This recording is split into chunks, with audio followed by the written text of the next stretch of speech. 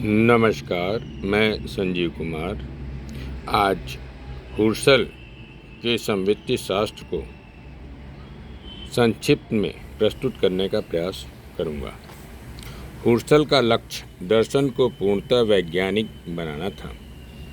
इसके लिए उन्होंने फेनोमेनोलॉजी की विधि को प्रस्तुत किया। इसके द्वारा तत्व को उसके मूल रूप में जाना जाता है। हुर्सल वस्तु को उसके मूल रूप में जानना चाहता है। ऐसा तभी संभव है जब हम अपने अनुभव में आने वाली वस्तुओं को उसके आद्य अर्थात निर्विकार रूप में ही पकड़ें। हमारे साधारण ज्ञान में आने वाली वस्तु विकार युक्त होती हैं और उस पर दो प्रकार की पूर्व मान्यताओं का आवरण चढ़ा होता है। वह है प्रकृतिवादी और मनोवैज्ञानिक मान्यताएं।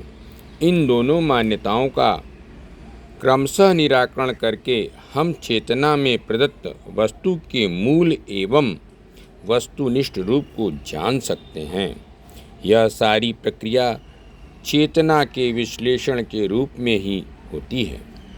एक वैज्ञानिक प्रणाली के रूप में फेनोमेनोलॉजी का उद्देश्य हमें दार्शनिकता के उस बिंदु तक ले जाना है जो सभी प्रकार के पूर्वाग्रहों पक्षपातों से रहित हो तथा मनोवैज्ञानिक प्रकृतिवादी एवं आदिम वस्तुवादी दृष्टिकोण से भी मुक्त हो।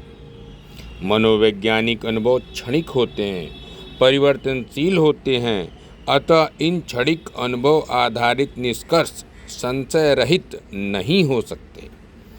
अभिरुचि, विश्वास, भावना, ईर्ष्या आदि के आधार पर मनोवैज्ञानिक व्याख्याएं की जाती हैं, अतः इन्हें वास्तविक प्रमाण नहीं माना जा सकता। वास्तविक प्रमाण वही हो सकता है जिसे अपने आप को प्रमाणित करने के लिए किसी अन्य सहारे की आवश्यकता न हो। ऐसे प्रमाणों की खोज ही फेनोमेनोलॉजी का लक्ष्य है। इसी क्रम में प्रकृतिवादी दृष्टिकोण में मान लिया जाता है कि साधारणतया हमारे अनुभव में आने वाली वस्तुएं जिस रूप में दिखाई देती हैं वे वस्तुनिष्ठ रूप से सत्य हैं। हुर्सल का कहना है कि वस्तु का ज्ञान और अनुभव होने का अर्थ है कि वस्तु के उस स्वरूप का निर्माण हमारी चेतना के द्वारा होता है। जरूरी नहीं है कि हमारी चेतना में वस्तु जैसी दिख रही है वह वास्तव में भी वैसी ही हो। प्रकृतिवादी जड़ तत्व को मूल तत्व मानकर चेतना को उसमें अंतर्भूत करने का प्रयास करता है।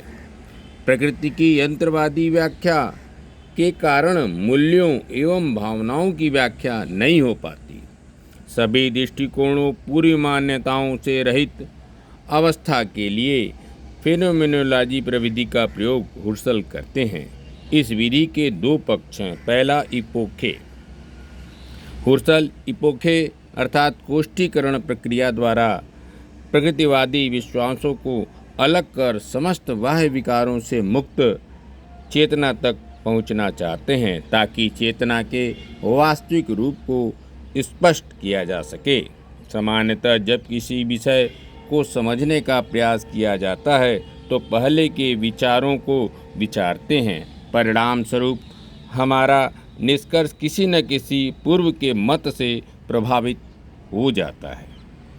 कोष्ठीकरण में विषय संबंधी समस्त सिद्धांतों विचारों को कुछ समय के लिए कोष्ठीकृत कर देते हैं। इससे अध्ययन पर पूर्व सिद्धांतों का प्रभाव नहीं पड़ेगा। देकार्त अपने संशय विधि का त्याग आत्मा की सिद्धि के साथ ही कर देते हैं, परंतु हुर्सल मूल तत्व को उसके मूल रूप में जानने के लिए अंत तक संशय करना जारी रखते हैं। इपोखे दृष्टिकोण का परिवर्तन है। जो पूर्व स्वीकृत है उन पर पुनर्विचार है। समवृत्ति शास्त्र का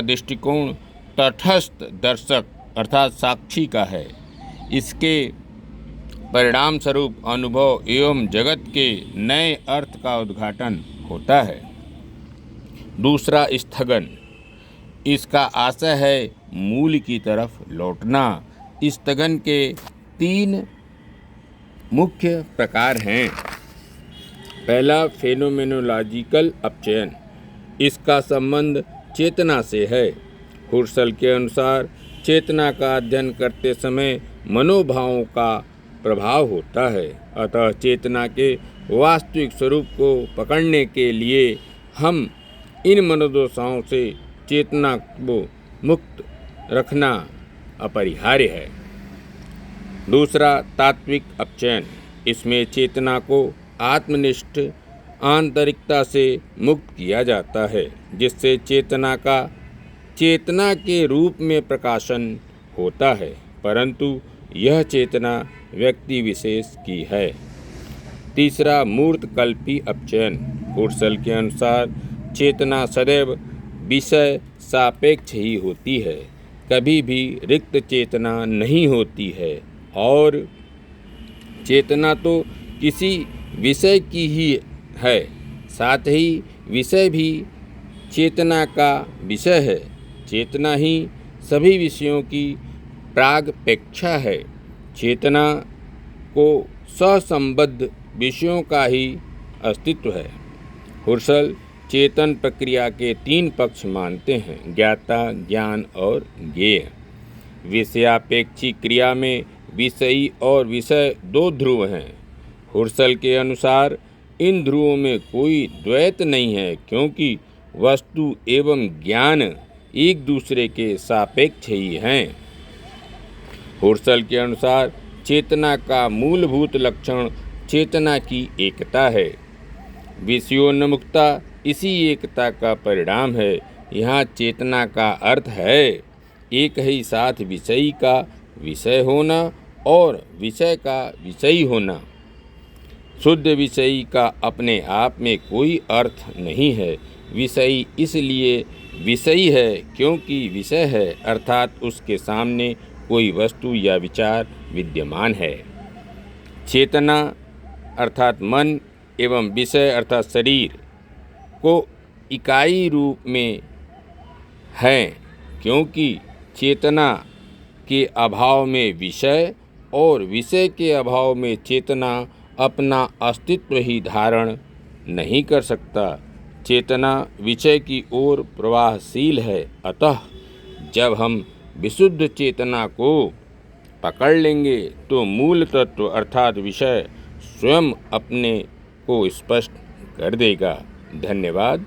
नमस्कार।